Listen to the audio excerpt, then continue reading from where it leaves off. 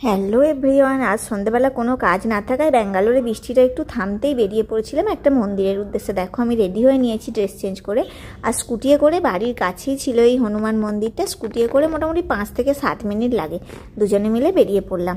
তো ব্যাঙ্গালোরে এরকম হনুমান মন্দির খুব কাছাকাছিই দেখা যায়, অনেকগুলোই আছে আমাদের বাড়ির কাছে। এই হলো মন্দির, আর মন্দিরের নিচেই সব কিছু পুজোর জিনিস বিক্রি হচ্ছিল। আমরা সেখান থেকেই একটা ডালি কিনে নিলাম, ফুল তুলসী পাতা সব কিছু ছিল। আর মন্দিরটা দেখো মাটি থেকে অনেকটা উপরে, এতগুলো সিঁড়ি ভেঙে উপরে উঠতে হয়।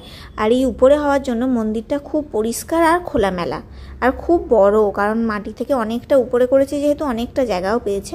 ভালোই লোকজন ছিল দেখতে পাচ্ছ। তো আমরা আজকে পুজো দিতে গিয়েছিলাম এমনি সন্ধ্যেবেলায় মন্দিরটাতে।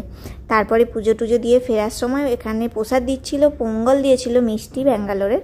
তো সেটা আমরা ওখানে বসে খাওয়া দাওয়া করে বাড়ি চলে এলাম।